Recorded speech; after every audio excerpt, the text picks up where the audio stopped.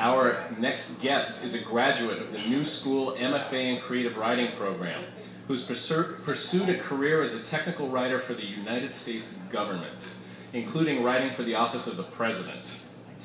She lives with her husband, their 8-month-old son, and 2 cats right here in Andersonville. You know her as co-producer and co-host of Tuesday Funk, so please welcome to the other side of the mic, Sara Ross Witt.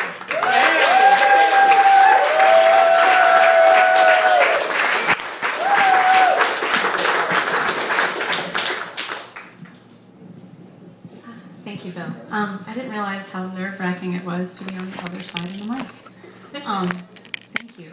I'm really honored to be sharing this night with such wonderful writers like Jesse and Scott and Holly and Stacy, who's coming after me. Also, I just wanted to say that I also worked for the Naval Research Lab, and they were a bunch of older, wonderful guys, but they and worked a lot with NASA.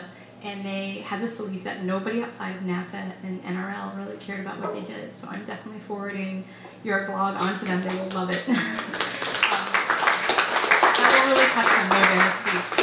So just to give you a little bit of background about this short story, I grew up in Ohio, and in southern Ohio, there's a lot of like scarred earth where they've done a lot of digging for coal mining. And then there's these empty towns, or maybe not even empty town, but they feel very ghost-like because the people there just feel gray somehow, like they can't be lifted out of their depression. And that's always stayed with me. Even though I'm not from that part of Ohio, whenever I traveled through there, it always stayed with me. And then years later, Frontline did an episode about working in foundries and factories and what that was like on the workers. And so this story came from that. It's entitled, Never Been Pretty. I'm just flip these 2 paragraphs, so I'm going to start here. I saw the line down, and I heard it too. Gave me the creeps, kind of walking up on a graveyard, worrying about whose soul you might be stepping on. And a line down could mean death, could mean that behind the machines, all the shelving and wirings, there was a body. It wouldn't be pretty, tangled and torn, flesh hanging off bone, bone scraped down to toothpick, blood mixed into every part, making it rusty orange. As a line supervisor, I saw it too damn often. I knew the sound of every belt and machine and worn pipe, metal scratching against metal all day, pipe clanging down steel rails, the tolling of pipe sounding of demonic ceaseless bells, hitting pipe, hitting kickers, kickers kicking pipe. The foundry was alive. She had movement. She had sound. Her ovens breathed. She smelled of sweat-coated bodies and metal that left a bitter taste in the back of your throat. She gave us something, and she took something from us. That's what living felt like to me, giving and taking.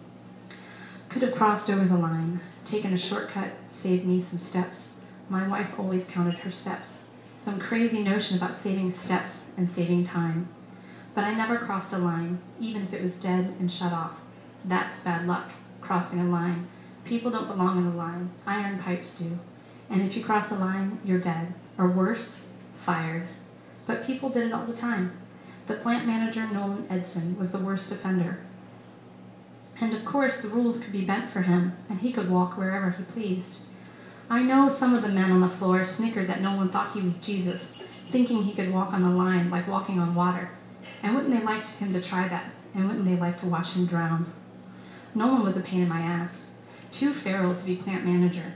He never worked iron in his life, and probably thought someone else should wipe his ass. Still, I don't want to watch him drown, and I'd give a sharp glance to the guys for talking like that. They knew what I meant. They'd been working here longer than me. Being some line supervisor didn't make me a kiss-ass. I'd like to punch Nolan a time or two for being a little shithead. But you don't kill a boy, and that's what Nolan was. A stupid boy. My father and grandfather had worked the foundry, but it doesn't mean anything to the management or to the iron. They treated you the same. You've got to prove yourself. Still, we've been here so long, you'd think we felt like we owned something. It isn't like that in Warrenton. Everyone clings to the foundry's skirts. There's ownership in this town, just the wrong way round. The line's down, I said, as I rounded the last machine and found my team assembled at Clyde Woody's station. There's a problem with my kicker, Clyde said.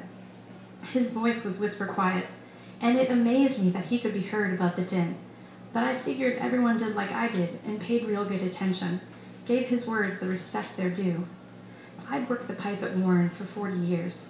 He lied about his age just to get the job at 15, and had worked through all the layoffs, knew every machine, made line supervisor 12 years ago, forced out of that position after his accident, but returned to working the line. He wouldn't retire until he was at least 62. We couldn't walk away from our pensions. There were sunken grooves on his dark face, from too much squinting at the machine, too much heat off the floor, too much time wasted in this hellhole. He never complained, though, about all the dirt that had been heaped onto his shoulders, not even after the accident 5 years ago. He was working at a jam in an unguarded machine, and right as he fixed the problem, his sleeve caught, his arm was crushed, disintegrated before his eyes. Thought we should stop the line before sending someone to fix it, Clyde said. I nodded. Did the right thing. I'd get my ass chewed on by Nolan for shutting the line off. He never stopped production, never. Not for a machine malfunction, not for injury, not even for death. Nolan was all about the numbers, and the numbers were down. Every morning he posted the numbers from the night before, and every afternoon he checked to see what your numbers were at, where your numbers were at. I figured the market created his paranoia. All I know is he's talking about shutting the plant down, and that would shut the town down. Who's on it? I asked. They were silent, shuffled their feet, slid their hands along their overalls as if they could smooth out the wrinkles or free some of the collected grime. No one looked at me. Ain't no one on it, Shelley said. She'd never been pretty. Scars and disfiguration are commonplace at Warren, and like Clyde with his pinned-up shirt sleeve, you can see the abuses the foundry laid on her form from several feet away.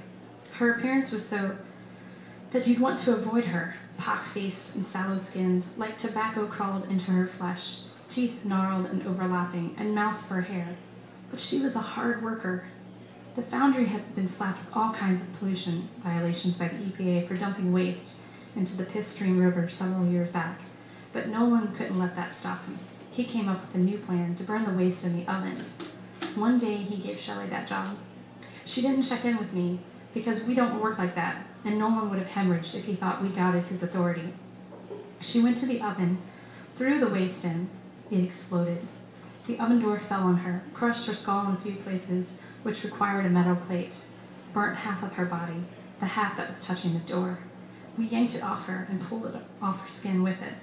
I don't know which was more horrifying, staring at the flesh melted at the door, or at the body without its flesh, just bone and blood and muscles twitching on the concrete, blackened in some parts like it was grilled, her whole body smoldering. Any minute I expected her to turn to liquid and disappeared. I think I even wished it. But she'd recovered and came back to work a year later. She came back with the money because Warren's compensation wasn't great. But I knew she could have hired a real lawyer and sued the ass off this place. Truth is, she was like this town. She was part of the plant. After being disfigured, it's the only place she feels comfortable. So there was Shelley, looking at me defiant with her one good eye, the rest of her face stretched taut and folded from burn scars. My team's busted. Good workers, cautious workers. For Nolan, that delays production. For me, it means I'm protective. Keep Nolan happy, keep him away from my team. What are we meeting about, shall I ask? We aren't having a meeting, Clyde said. We're having a moment. We're thinking. About what? If I had a cigarette, I would have lit up. That's how Clyde's voice sounded. I pull out a cig and talk voice. We're thinking about Lyndon. That's bad luck, I said. Talking about Lyndon don't make a curse, Shell said. He doesn't make machines break, doesn't cause the injuries. It's asking for trouble. Even to my own ears, I sounded paranoid. An elevator had crushed Lyndon McClinty, a fine mechanic, a boozer, and an instigator. Lyndon's probably the only one of us who didn't grow up in Warrenton. Came down one summer from up north. The city's name he never divulged, and a past he never talked about. It scared me shitless that it was Nolan who'd found him 6 hours after Lyndon had been ordered into the shaft. It wasn't like Nolan to check on anyone, and that made me suspicious of Nolan. Nolan's the trouble. Watch it, Shell. Giving lip is a curse on the floor, I said. Nolan's got us trapped here, Clyde said. Working 12, sometimes 16-hour shifts. Pissing on ourselves because we can't have no break. Reduce man hours per ton. You've seen that damn company policy. He won't hire nobody to ease our load. Instead, he's doubling our production quotas. We're gonna die here, he continued. Buried here. There ain't no pension. I don't believe it. I don't believe this bullshit, I said. This is superstitious crap. What about you, Denny? Shell said. Saying Lyndon is bad luck? Something's got you spooked, too. Everyone knows you don't talk about a downed man while you're working the floor. That isn't superstition. No one's overworking us, forcing some of us to work when we shouldn't. Clyde cocked his head a bit towards Shell, his eyebrows stretching up his forehead like pointers. Makes you wonder if he ever intends for us to retire, or if he's going to do us in like he did Lyndon. I was hotter than usual, hot from the inside out. Couldn't even feel the heat from the floor anymore. I was cooking too much inside, and I was shaking too. I lost it. Enough of this. We're all working here until we're old enough to get our pensions, and then we leave. We take our fat wad of money stuffed in our pockets to Florida, and we drink some fancy beer on the beach. And that's it. That's life. What the fuck was I saying? I didn't believe a damn word of what I said. I would never leave. Florida for me was the same as retiring on the moon. Nolan's got to him, Clyde said to Shell. I wanted to punch Clyde right in his mouth.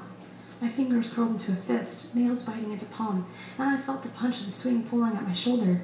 I'd thrust back and swing forward and lay right into his jaw. I'd feel skin and bone, hear teeth crack, but I'd keep digging. Shell reacted to the violence thundering in me. Clyde didn't move. He watched and waited. I wasn't thinking right. Lay a hand on sweet old broken Clyde? Never. Jesus, I needed to get the line up. Shell placed her big hand on my shoulder, giving it her reassuring, I trust you squeeze. My anger deflated. I saw Nolan crossing the conveyor belt, moving toward us with a scowl pinching his face. I watched him coming at us like a bulldozer, feeling his thoughts about closing Warren Pike, marching ahead of him, closing the plant, closing the town, and wherever that leaves Shell, Clyde, and me, with our scars on top of scars. This line's been down for 10 minutes, he yelled. His footsteps were muffled by the belt, but his voice boomed among the machines through the quiet. I give his little bug-sized body that much credit. He had a terrifying voice. What the hell is going on here? He didn't bother to get off the belt, just crouched down until he was face to face with me, the control panel between us. We've got a situation, sir, I said. You better have the devil tied up and held for ransom, because we never shut down the line.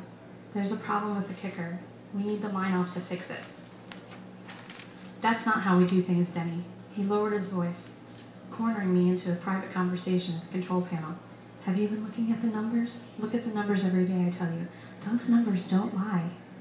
We're further away from keeping this place open than we were a year ago. We've got our numbers to meet and beat, D. Power on this line. Get production up. Sir, the kicker. I looked down at the control panel. The red start switch glowing near the control. You get down there and do it. I want that thing fixed and running in 30 seconds, and it's your ass if you don't make those numbers. Then he addressed my team. Get off your asses and back to your stations. I got my bullseye on you, he said. He held his forefinger and thumb up. 2 L shapes formed a box and squinted through his target at us, lingering on Shell. Right in my target, he said. Nolan uncurled from his squat. Turn this line back on and never shut it down again. He walked across it whistling, ignoring the power and ritual of the line. Then I heard Clyde whisper, his voice in my ear, dark and smooth, a long, slow drag on a cig, a lingering pull from the whiskey bottle. We should just do it. I wondered if Nolan's plan was to suck us dry, use up the town, and shut production down when nothing was left. He was about taking. The town and the plant were about making and taking. But he was about taking. If we didn't make something here, Warrenton would be a wound that would scar and be forgotten. The red switch blazed at me. I saw the line down, and I heard it too. We should just do it before he does us, Clyde said. And in all the silence, I could hear him just fine, like Clyde was sitting on my eardrum. His voice was loud. It had been too quiet in here for too long already.